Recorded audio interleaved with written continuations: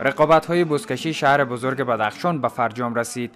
این بازی‌ها که با حضور چاپاندازان مطرح بدخشان برای 4 روز در میدان بزکشی شهر بزرگ این ولایت راه اندازی شده بود، در پایان با هنرنمایی و قهرمانی غلام خدایی به پایان رسید.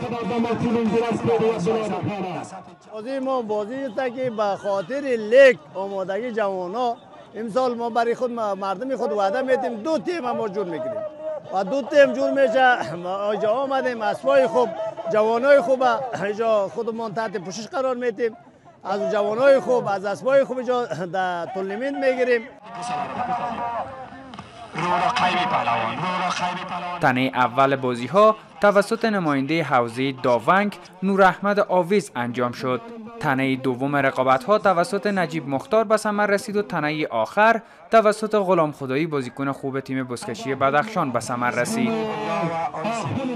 هدف چنین از برگزاری ها تشویق و حمایه چاپاندازا و مردم است که ما می‌خواهیم که در نقاط مختلف ولایت بدخشان چنین مسابقاتی را برگزار نماییم که تا بتوانیم نسبت به آینده خود چاپاندازا و اسبداران خود حمایت کنیم.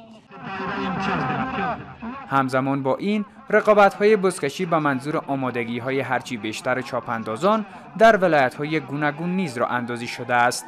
بر بنیاد گفته‌های فدراسیون بزکشی کشور قرار است دور سوم رقابت‌های بزکشی مزار شریف تا کمتر از 1 ماه دیگر به میزبانی بلخ راه اندازی شود.